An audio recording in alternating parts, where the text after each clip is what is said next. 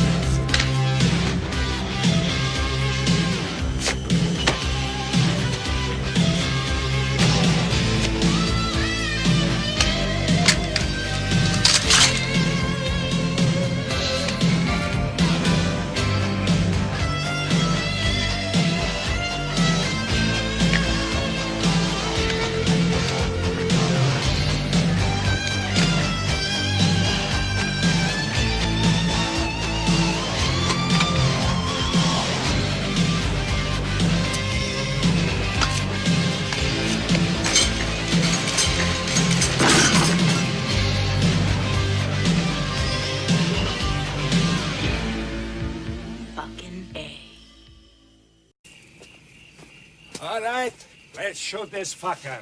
Great. Where do I go? You'll be fighting with the octopus. Out there? Yes. What happened to the stream? Well, this is gonna look a lot better. We have to match it to the stock footage of the octopus underwater. Oh, for Christ's sake. God damn, it's cold! It'll warm up once you're in it. Fuck you, you come out here! Hey, throw me that whiskey.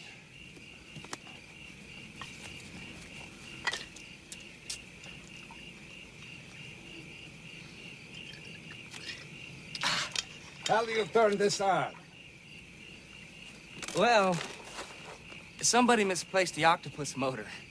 So when you get in there and fight with him, shake his legs around. It looks like he's killing you. Okay. You know I turned down Frankenstein. What? After I did Dracula, the studio offered me Frankenstein, and I turned it down. The part wasn't sexy enough. Too degrading for a big star like me. Bela, I have 25 scenes to shoot tonight. Oh, sorry, don't let me slow you down. Okay. All right? All right. All right, let's put it on film. Camera? We're rolling. Sound? And we don't have sound. Oh. And action! Ah! Ah! Ah!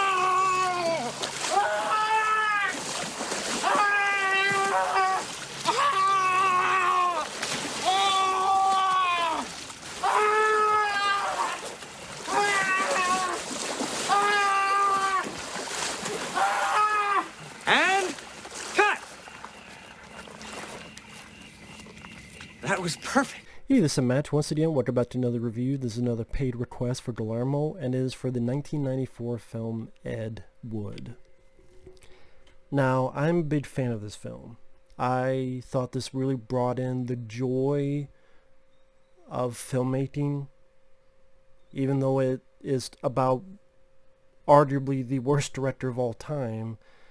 It still had that joy, like Ed Wood, the character, his simple joy of just wanting to make a film, and that he truly believed he was making this great epic movies, even though everyone else is going, what the fuck?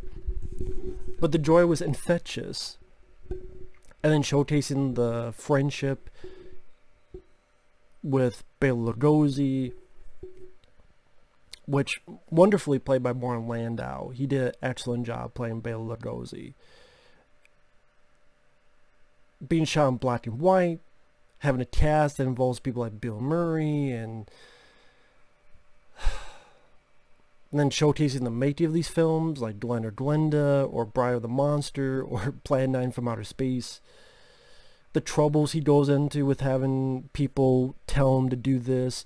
I'll give you the money if you cast my son. Oh, I said I'll give you the money, cast me as the star. Wait, I don't have the money for it. Like, all the trials and tribulations in the making of these films. It's rather funny. It's heartfelt. And about how a guy is trying to grasp the American dream, but just exceeds his grasp because he sucks as a director, but he's trying. He thinks he's making high art, and he's trying. And there's a great joy in the film, which is why this is easily one of my favorite Tim Burton films and one of my favorite Johnny Depp films. Because Johnny Depp, I don't know, when I look at films like Charlie and Chocolate Factory, or even Dark Shadows, I don't care for those those performances at all, I should say. Well, Dark Shadows I fucking thought sucked as a movie. Well, I kind of felt the same way with Charlie and Chocolate Factory as well. I was annoyed by Johnny Depp in those films. Here, I wasn't. I don't know if this is how Ed Wood really was in real life, but again, brought a positivity, but wasn't so much that it got on your nerves. But it's really always, gung-ho and making a film, and how to look at the bright side, and hey, I've read reviews where they didn't even mention the costumes. See? They said they were very authentic, or whatever the review said, because he did a play that didn't do well, and people were upset by the reviews. Like, see? They like the costumes. And his journey in making films, and then meeting Bela Lugosi for the first time. Hanging out with him, watching movies or watching TV like Vampira. And Bela Lugosi, I mean, from what I understand in real life, Bela Lugosi was not a guy who cussed, was not a guy who swore. But I still like Martin Landau's performance. It's a very fun but humane performance. And I think she's a hottie. Look at those jugs. Oh, but now no one gives two fucks for Bela. See, I can't do a Bela Lugosi accent, but there's either the scene where someone calls him Karloff's sidekick and he gets pissed off. It's like, fuck you. Karloff does not deserve to smell my shit. It's bullshit. I'm ready now. Roll the camera. Or when they're making, I want to say Bride of the Monster, and he has to get into the pond. It's like, alright, let's shoot this fucker. God damn, it's cold. It's alright, Bela, just get in. Fuck you. You come out here. He was hilarious, but at the same time, again, brought a humanity with the downs of Bela's drug addiction and how he was broke. And he's like, I don't know what I'm going to do. But finding solace in his friendship with Ed Wood, who would be the only person to give him jobs because he was a junkie, and him trying to get clean. And one of the last scenes he films where he's like, hey, can I just stop and smell the roses? And again, whether a lot of this was true, like from what I understand,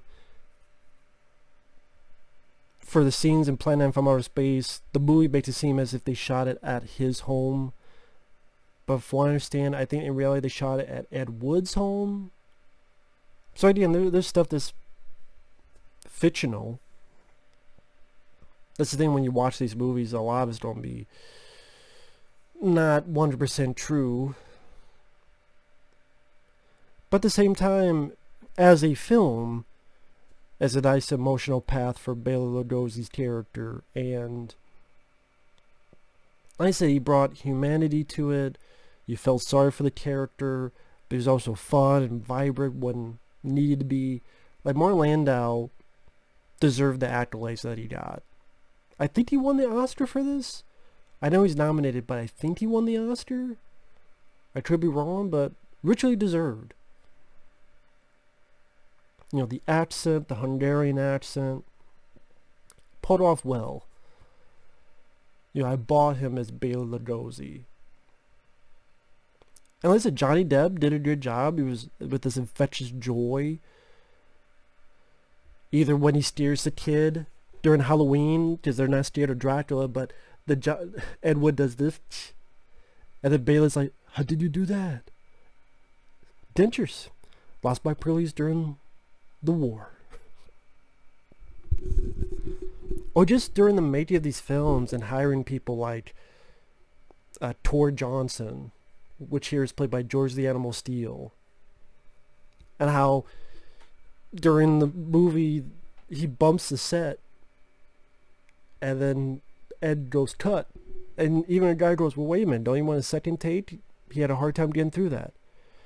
And then Ed Wood goes, "No, that's something that would happen to him every day. Shows reality."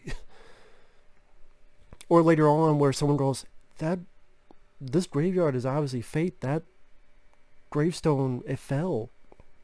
It's like, no one's going to notice it.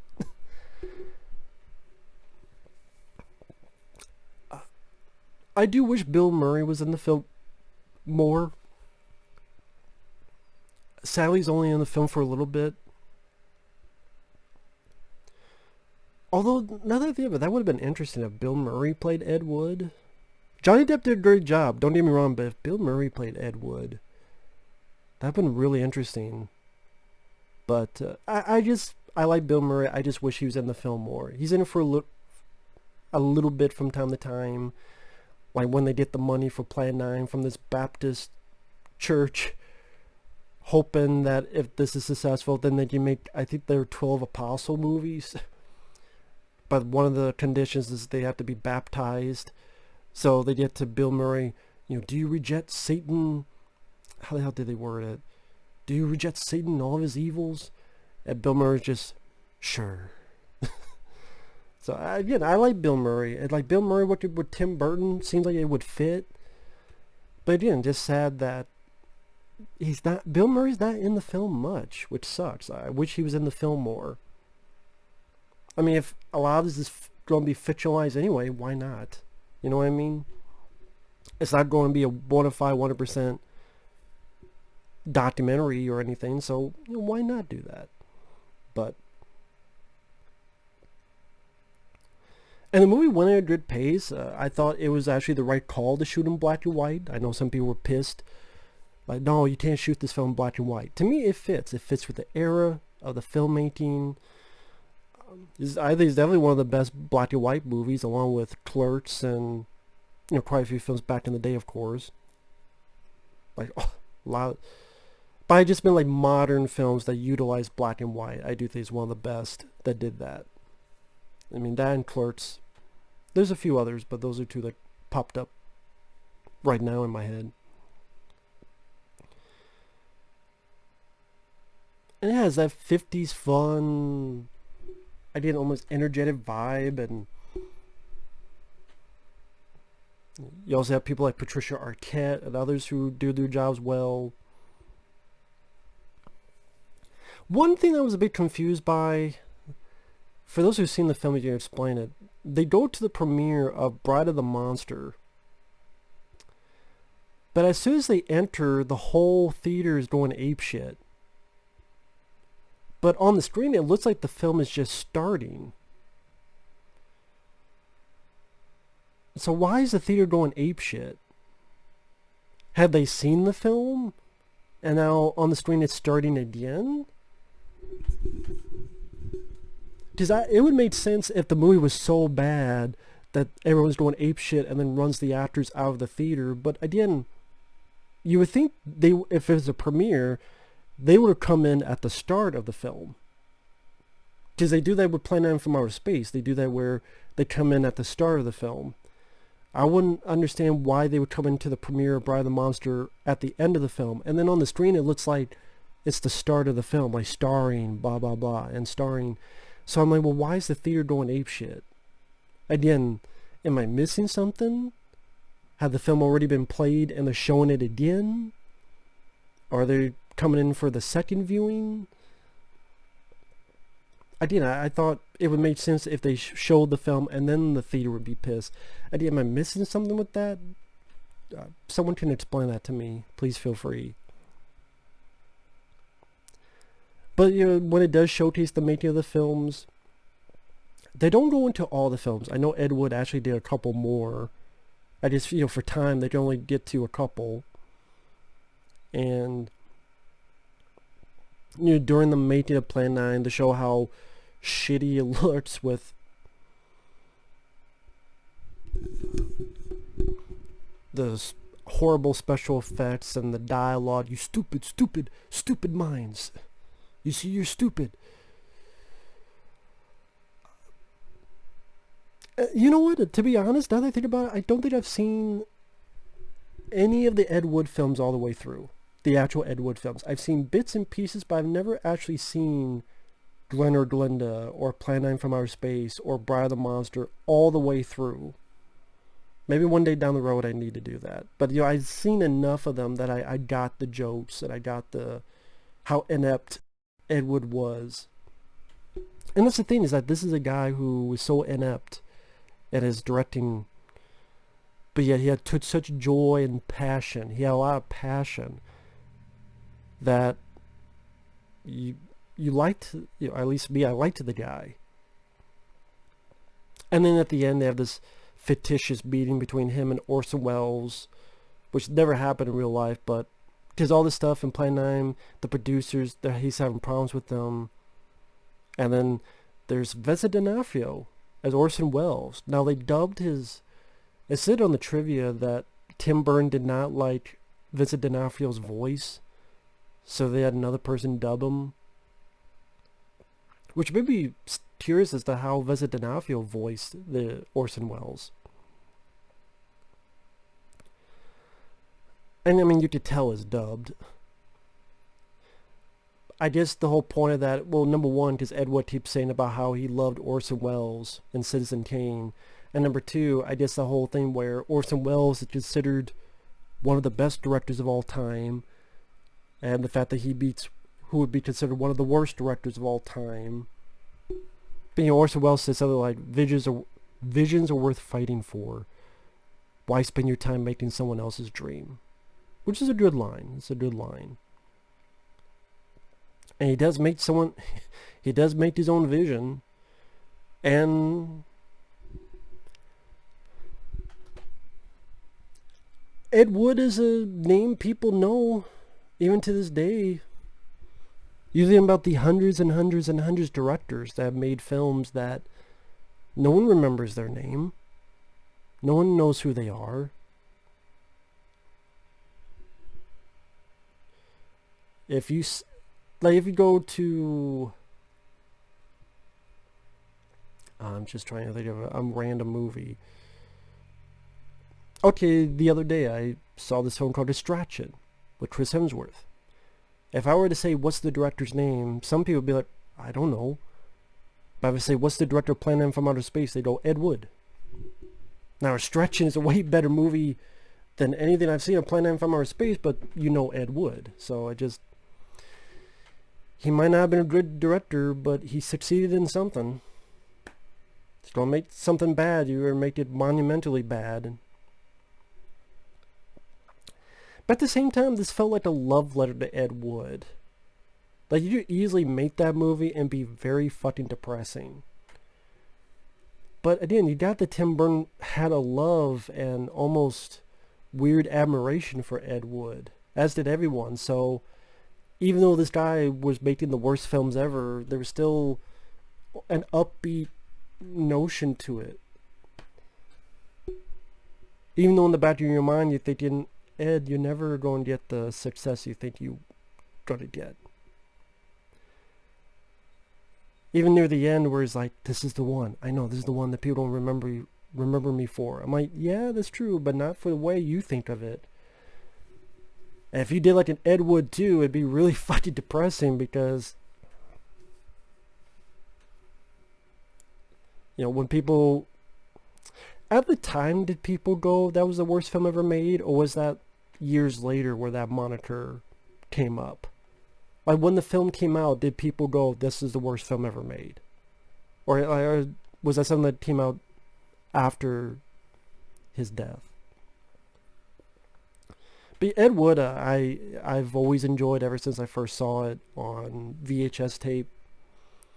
I think it was VHS, and enjoyed to this day. It's fun, it's funny, great performances, a nice love letter to filmmaking, and I really don't have any problems with it, other than I wish Bill Murray was in it more. But other than that, yeah, enjoy the film. A lot of fun. So thanks for watching. Take care. We'll see you guys later. Bye-bye.